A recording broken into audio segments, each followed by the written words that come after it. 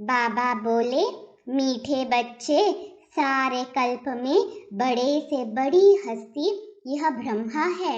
इसमें ही बाप प्रवेश करते हैं, इन्हें ही तुम्हें फॉलो करना है। आज का गीत बजा है ओम नमो शिवाय। बच्चों ने किसकी महिमा सुनी?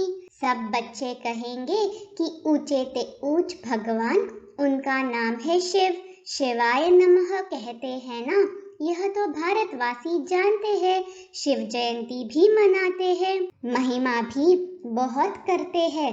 त्वमेव माताश्च पिता त्वमेव, परंतु सिर्फ इतने तक ही कहते हैं शिवाय नमः। वह माता पिता कैसे है, वर्षा कैसे देते हैं, यह दुनिया भर में कोई नहीं जानते।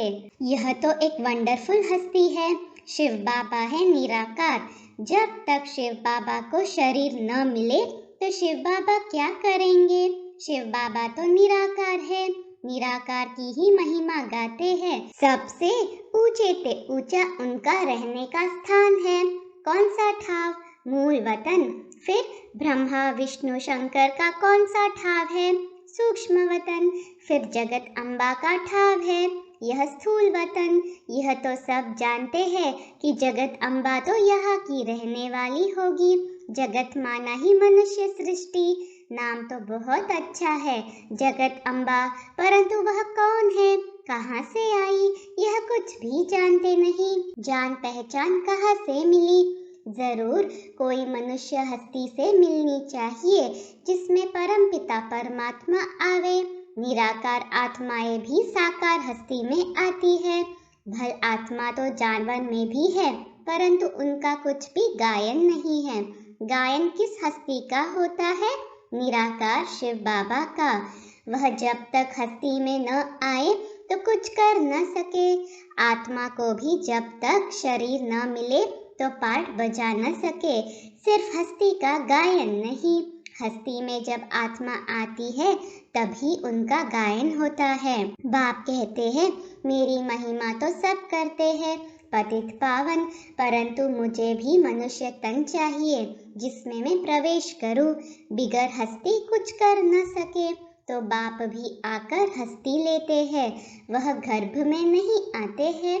शिव जयंती भी गाई जाती है, परंतु शिव बाबा किस हस्ती में और कब आया यह नहीं जानते। अच्छा, रात्रि में आया, परंतु किस हस्ती में आया यह नहीं जानते। गाते भी है, भागीरथ अर्थात भाग्यशाली रथ तो जरूर मनुष्य हस्ती होगी। यह जो हस्ती है जिसमें परमपिता परमात्मा प्रवेश करते हैं, यह कितनी ऊंची हस्ती है। अभी तुम जानते हो कि शिव बाबा ब्रह्मा के सिवाय किसी भी हस्ती में आ नहीं सकता। परमपिता परमात्मा ब्रह्मा द्वारा ही आकर मनुष्य सृष्टि रचते हैं। जब जब भारत बहुत दुखी और भ्रष्टाचारी हो जाता है, तब परमपिता परमात्मा इस हस्ती में प्रवेश कर तुम्हें सुखी श्रेष्ठाचारी बनाते हैं। इस भागीरथ बिगर शिव बाबा भी कुछ कर नहीं सकते, कोई तो चाहिए ना। यह हस्ती शिव बाबा की है, यह न हो तो तुम शिव बाबा से वर्षा पा नहीं सकते। गाया भी जाता है, प्रजापिता ब्रह्मा अथवा त्रिमूर्ति ब्रह्मा। देव देव महादेव कहते हैं, इन तीनों में भी ब्रह्मा का नाम ऊंचा क्यों? ब्रह्मा तो यहाँ ही है जिसके रथ में आते हैं। विष्णु और शंकर को तो देवता कहते हैं। अच्छा, जो ब्रह्मा है उनको देवता कहना चाहिए। वह तो है प्रजापिता ब्रह्मा, मनुष्य तन चाहिए। गाया भी हुआ है, प्रजापिता ब्रह्मा द्वारा सृष्टि रचते हैं, तो जरूर ब्रह्मा मुख से ही ब्राह्मण रचेंगे।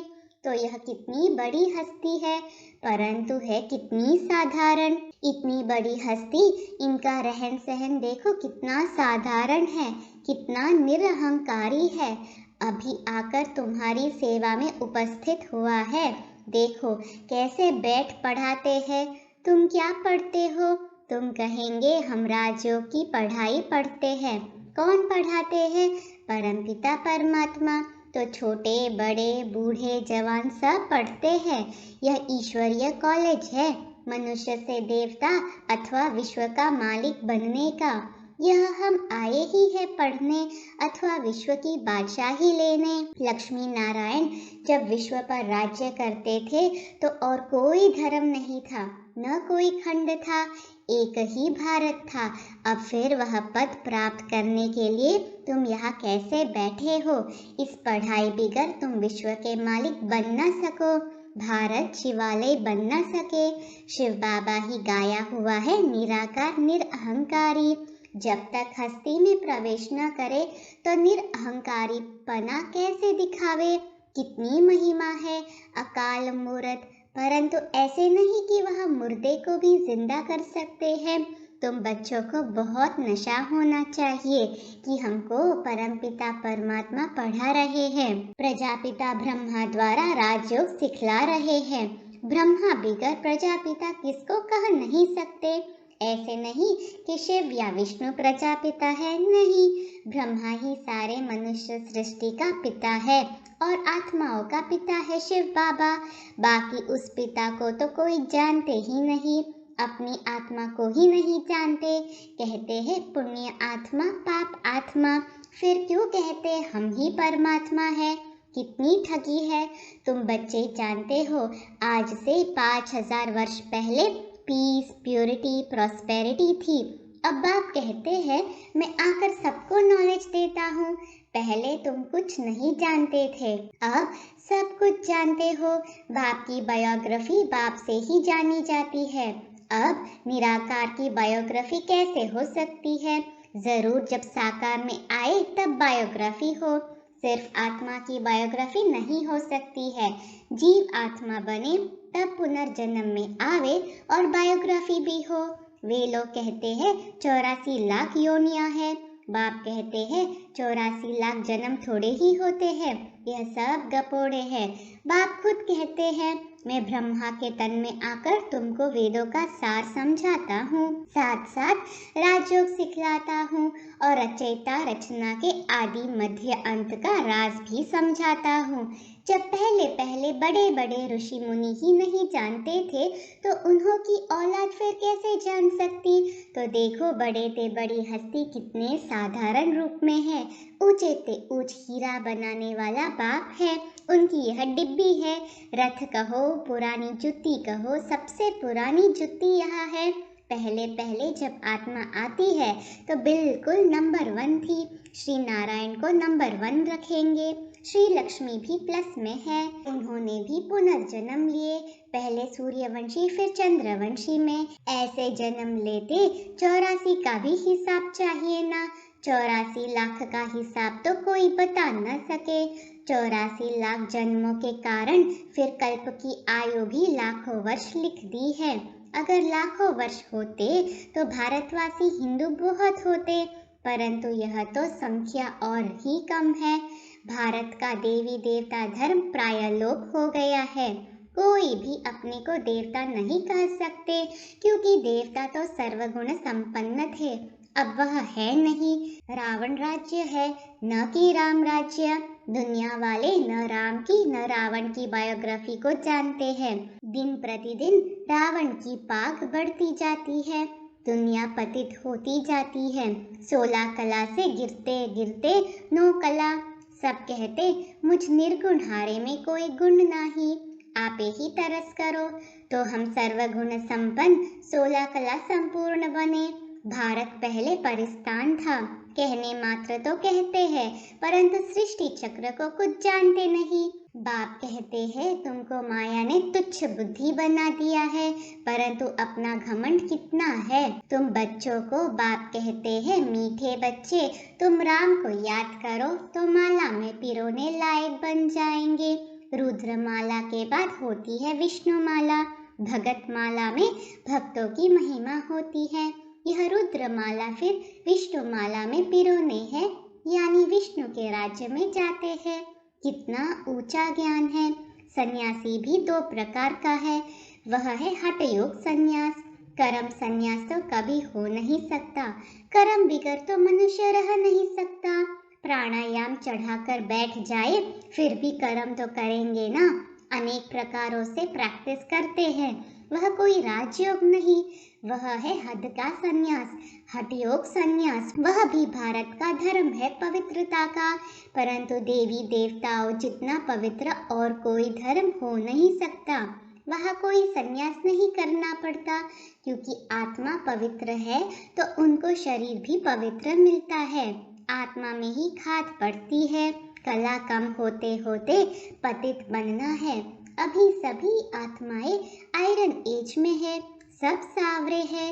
आत्मा जब पवित्र थी तो गोरी थी, अभी आत्मा अपवित्र है तो शरीर भी अपवित्र काले है। गाया भी जाता है श्याम सुंदर, कृष्ण का चित्र भी काला और गोरा बनाते हैं। अभी तुम सभी श्याम सुंदर हो। पहले भारत गोल्डन एज था, अब आयरन एज है। अब फिर बाबा ज्ञान चिता पर बिठाए गोरा बनाते हैं। अगर मुक्ति और जीवन मुक्ति चाहिए तो वह विकारों का हत्याला कैंसिल करना है। पवित्रता की राखी बांधो, यह अभी की ही बात है। जबकि तुम ब्रह्मा के बच्चे हो, ब्राह्मण बनने बिगर कोई भी यहाँ आ नहीं सकते।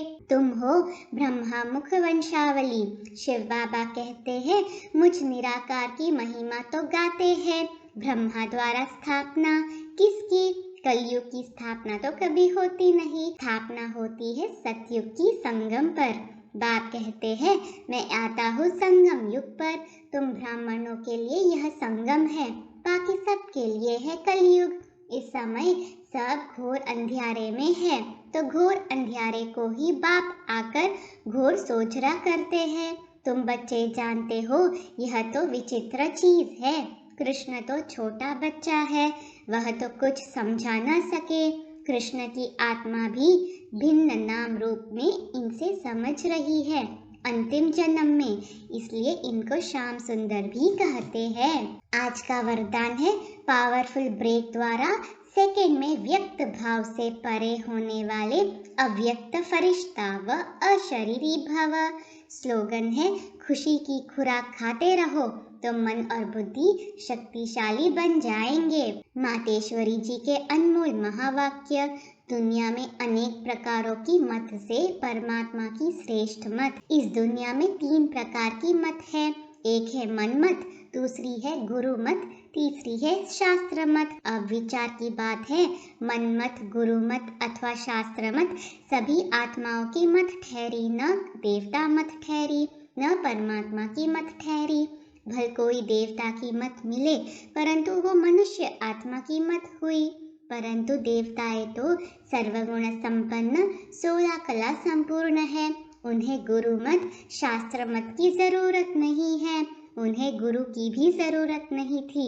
गुरु किया जाता है सद्गति के लिए, तो जो अधोगति में है वो गुरु कर सकते हैं। परंतु सत्युग त्रेता में अधोगति नहीं है ना, तो वह गुरु करने की जरूरत नहीं है।